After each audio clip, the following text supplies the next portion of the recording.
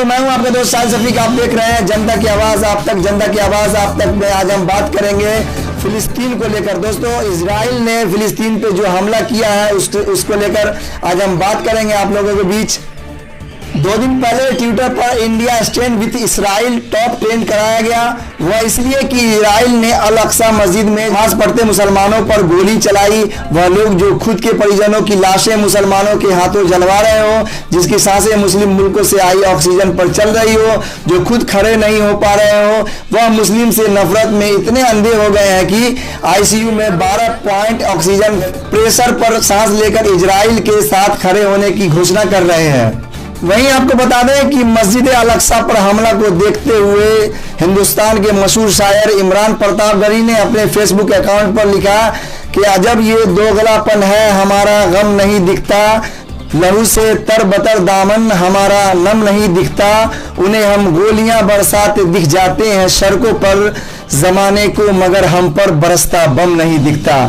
दोस्तों, उन्होंने हैशटैग अल Aqsa under attack और हैशटैग फ्री पैलेस्टाइन का भी लगाया। खैर, जहरीले लोग अपनी हरकत से बाज नहीं आने वाले। आइए देखते हैं कि वहां गोली क्यों चली, क्योंकि मौजूदा दौर में किसी एक धर्मस्थल को लेकर जो सबसे अधिक विवाद है वह है अल अक्सा मस्जिद। दोस्तों, यरूशलेम में बनी अल अक्सा मस्जिद दुनिया के सबसे प्रसिद्ध धार्मिक स्थलों में शुमार है। तो यह मस्जिद दुनिया के सबसे बड़े विवाद के कारण फिलिस्तीन और इजराइल के बीच लंबे समय से चले आ रहे संघर्ष की वजह भी है। असल में कभी कभी दया, नेकी, इंसानियत, मदद और हमदर्दी इसके करने वाले के लिए ही काल बन जाती है। फिलिस्तीनी आज उसी काल से जूझ रहे हैं। जैसे आपने देखा दोस्तों, आज यहाँ पे बिहार के अंदर जो हमेशा मदद करने वाले पप्पू यादव को भी मदद करने की ही वजह से आज उन्हें गिरफ्तार कर लिया गया है। ये बहुत ही अफसोस की बात है। तो दोस्तों, जर्मनी में हिटलर के जनसंहार के आतंक से जब यहूदी जर्मनी से भागकर 1943 से पहले विभिन्न देशों में शरण लिए हुए थे, तो मानवता के नाते मुस्लिम बहुल मुल्क फिलिस्तीन की तब की अंग्रेजी हुकूमत ने भी तब अपने यहाँ उनको बड़े पैमाने पर शरण दी और फिलिस्तीन की बंजर जमीनों पर उसको बसाया। और उस सरकार की यही दया, नेकी, इंसानियत, मदद और हमदर्दी मुसलमानों पर भारी पड़ गई, जिसकी कीमत वह आज भी अपनी जान देकर चुका रहे हैं। इसके पहले 1 से 2% यहूदी जिस जमीन पर रह रहे थे वह बहुत बड़ी संख्या में आकर फिलिस्तीन के एक बंजर हिस्से पर काबिज हो गए। यह यहूदी धीरे धीरे उस जमीन पर अपना अधिकार जताने लगे और अमेरिकी व्यवस्था में घून की तरह घुसे यहूदियों ने फिलिस्तीन का 1947 में संयुक्त राष्ट्र के माध्यम से बंटवारा करा दिया और फिलिस्तीन को 2 हिस्सों में विभाजित किया।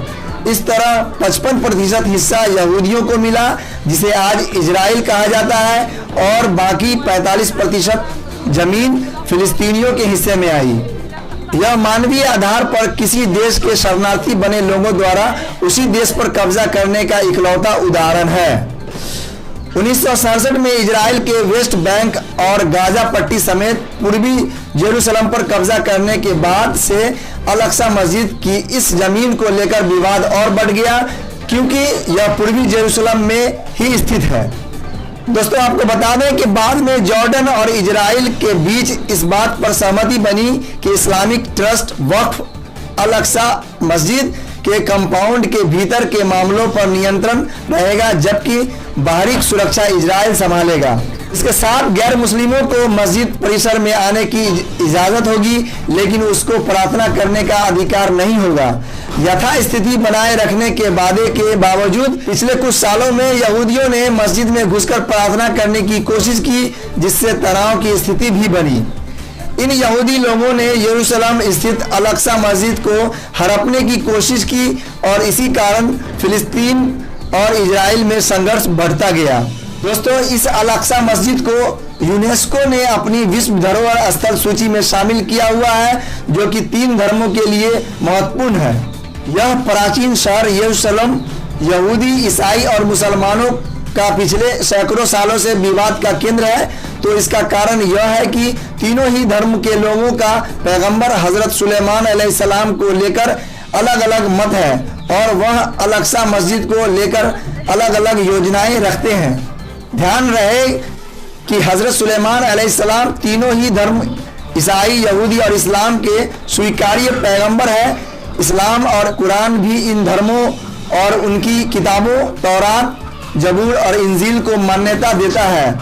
तौरात हजरत मूसा अलैहिस्सलाम पर, तो जबूर हजरत दाऊद अलैहिस्सलाम पर, तो और इंजील हजरत ईसा मसीह यानी कि ईसा अलैहिस्सलाम पर उतारी गई है। और कुरान इस्लाम की वह अंतिम किताब है जो आखिरी पैगंबर हजरत मोहम्मद सल्लल्लाहु अलैहि वसल्लम पर उतारी गई है। इन तीनों धर्मों में महत्वपूर्ण विवाद केवल किताबों को सबसे अधिक महत्व देने का है, वरना इसकी सत्यता सभी तीनों धर्म के लोग स्वीकार करते हैं। आज से कई 5000 साल पहले के हजरत इब्राहिम अलैहिस्सलाम तीनों धर्म के लोगों के पैगंबर हैं, इसलिए तीनों धर्म को अब्राहम धर्म भी कहा जाता है।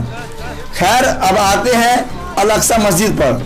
दोस्तों, आपको बता दें कि मुसलमानों का ईमान है कि मस्जिद अल-अक्सा हजरत आदम अलैहिस्सलाम धरती के पहले मानव जो थे उनके ज़माने की है और ज़मीन पर बनी दूसरी मस्जिद है। मस्जिद अल-अक्सा के बारे में कुरान में सूरह अल-क़सास में जिक्र है। तो आपको बता दें कि इस्लाम के इतिहास में मस्जिद अल-अक्सा को किबला-ए-अव्वल यानी कि पहला किबला कहकर पुकारा जाता है, क्योंकि मोहम्मद सल्लल्लाहु अलैहि वसल्लम के ज़माने में जब तक काबा पर गैर मुस्लिमों का कब्जा था, मुसलमान अल-अक्सा मस्जिद की तरफ से मुंह करके नमाज पढ़ते थे। नबी सल्लल्लाहु अलैहि वसल्लम ने 17 महीनों तक मस्जिद अल-अक्सा की तरफ रुक करके नमाज अदा की है। दोस्तों, आपको बता दें कि अल-अक्सा मस्जिद मुसलमानों के लिए मक्का मदीना के बाद तीसरा सबसे बड़ा धार्मिक स्थल है। अल-अक्सा मस्जिद के पास ही सुनहरा गुंबद डोम ऑफ द रॉक भी है, जिसे मोहम्मद सल्लल्लाहु अलैहि वसल्लम के स्वर्ग जाने से जोड़कर देखा जाता है। अल-अक्सा मस्जिद का 35 एकड़ का अहाता है, जिसमें इस्लामिक इतिहास के इसी तरह के 44 पुरातात्विक साक्ष्य मौजूद है। दूसरे विश्व युद्ध के बाद जब फिलिस्तीन का बंटवारा हुआ, तब भी मस्जिद अल-अक्सा फिलिस्तीन का हिस्सा ही मानी गई। अब सवाल यह है कि जो मस्जिद अल-अक्सा हजरत आदम के ज़माने से लेकर हजरत याकूब अलैहिस्सलाम, हजरत सुलेमान अलैहिस्सलाम, हजरत इब्राहिम अलैहिस्सलाम, हजरत इस्माइल अलैहिस्सलाम, हजरत मूसा अलैहिस्सलाम और हजरत ईसा अलैहिस्सलाम से लेकर नबी सल्लल्लाहु अलैहि वसल्लम तक मुसलमानों के पास रही, उस पर यहूदी कब्जा क्यों करना चाहते हैं? दरअसल यहूदियों का मानना है कि मस्जिद अल-अक्सा की वह जगह है जहां इजराइल बनाने वाले हजरत सुलेमान अलैहिस्सलाम का जन्म हुआ है और उन्हें वहां अपना धर्म स्थल बनाना है। इसलिए यहूदी मस्जिद अल-अक्सा पर कब्जा करना चाहते हैं। यहूदी दावा करते हैं कि इस जगह पर पहले यहूदियों के प्रार्थना स्थल हुआ करते थे, लेकिन बाद में यहूदी कानून और एक इजरायली कैबिनेट ने उनके यहाँ प्रार्थना करने से मना कर दिया था, प्रतिबंध लगा दिया था। यहाँ मौजूद वेस्टर्न वॉल को अब अपने उस मंदिर का आखिरी अवशेष मानते हैं। दोस्तों, जबकि मुसलमान इसी दीवार को अल-बराक की दीवार कहता है। उसका मानना है कि ये वही दीवार है जहाँ पैगंबर मोहम्मद सल्लल्लाहु अलैहि वसल्लम अल-बराक को बांध दिया था। ऐसा वहाँ पुरातात्विक साक्ष्य भी है। मुसलमानों का ईमान है कि पैगंबर मोहम्मद सल्लल्लाहु अलैहि वसल्लम ने अल्लाह से बातचीत के लिए इसी बराक जानवर की सवारी की थी। यहूदी मानते हैं कि जिस दिन वह इसी स्थान पर हजरत सुलेमान अलैहिस्सलाम का धर्मस्थल बना देंगे, तो उन्हें वह तिलस्मी किताबें हासिल हो जाएंगी, जिसकी मदद से वह अपने मसीहा दज्जाल को जल्दी बुला लेंगे और वह दुनिया से इस्लाम को ख़त्म कर देगा और वह यहूदियों को वह इसराइल अता करेगा जिसकी झूठी दलील वह अपनी किताब तौरेत में गढ़ चुके हैं। यहूदी भी मस्जिद अल-अक्सा में इसराइली पुलिस के सिक्योरिटी के साथ अब भी पूजा के लिए आते हैं। एक आंख वाले दज्जाल का जिक्र हदीस में भी है, जिसका आगमन कयामत की कई निशानियों में से एक बताई गई है। दोस्तों, अब ईसाइयों का भी पक्ष समझिए। दरअसल मस्जिद अल-अक्सा की 35 एकड़ जमीन के एक हिस्से पर ही हजरत ईसा मसीह यानी ईसा अलैहिस्सलाम का जन्म हुआ था और वहां उनका बैतुल अहम है। ईसाई लोग उस जगह को पाना चाहते हैं। कुल मिलाकर 3 धर्मों के विवाद में एक मस्जिद फंसी है, जो हमेशा से मुसलमानों की मस्जिद थी। और कई बार इस्राएली फौज और पुलिस ने कई हथकंडे अपनाकर मस्जिद अल-अक्सा पर कब्जे की कोशिश की। कई बार वह 50 साल से ज्यादा उम्र के फिलिस्तीनियों के मस्जिद में एंट्री पर रोक लगाते रहे हैं और मस्जिद की बुनियाद को खोदते रहे हैं ताकि मस्जिद को कमजोर करके उसे गिराकर हादसे के तौर पर दिखा दिया जाए। यही नहीं, जब मस्जिद पर इसराइल का कब्जा था उसकी दीवारों पर इसराइलियों ने खतरनाक केमिकल पेंट करा दिया जिससे वह जर्जर हो जाए। अपने अगले प्रयास में इस्राएली पुलिस ने मस्जिद अल-अक्सा से जुड़े दस्तावेजों चुरा लिए जो मस्जिद की देख रेख कर रही अल-कुदस इस्लामी वक्फ के दफ्तर में रखे हुए थे। यह दस्तावेज साबित करते हैं कि मस्जिद अल-अक्सा पर फिलिस्तीनियों और मुसलमानों का हजारों साल से हक है। दोस्तों आपको बता दें कि इस्राएली पुलिस अब भी मस्जिद कंपाउंड में ही डेरा डाले हुए है और बात बेबात वह गोलियां चलाती है जिसमें अब तक हजारों लोग मारे जा चुके हैं। अभी कुछ दिन पहले नमाजियों पर गोली चलाई गई। मस्जिद अल-अक्सा की आज़ादी तब होगी जब वहां इस्राएली यहूदी पुलिस हटेगी, उसका पूरी तरह से कब्जा फिलिस्तीनियों को मिलेगा। दोस्तों आपको बता दें कि 18 अक्टूबर 2016 को संयुक्त राष्ट्र की सांस्कृतिक शाखा यूनेस्को की कार्यकारी बोर्ड ने तमाम अध्ययन और रिसर्च के बाद एक प्रस्ताव को पारित करते हुए कहा कि यरूशलेम में मौजूद ऐतिहासिक अल-अक्सा मस्जिद पर यहूदियों का कोई दावा नहीं है। उसके अलावा भी यहूदी फौज मुसलमानों के साथ ज्यादती पर उतरे हुए हैं। उसने अरब देशों के जरिए पेश किए गए एक प्रस्ताव को मंजूरी दे दी। इस प्रस्ताव में कहा गया था कि अल-अक्सा मस्जिद पर मुसलमानों का अधिकार है और यहूदियों का उसका कोई ऐतिहासिक संबंध नहीं है।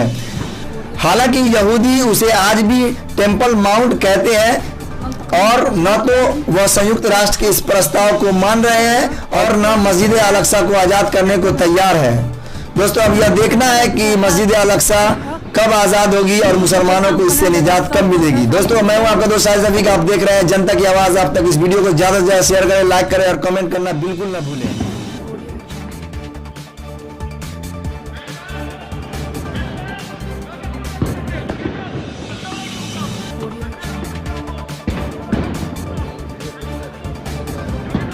هناك إصابات كثيرة في المسجد الأقصى الآن.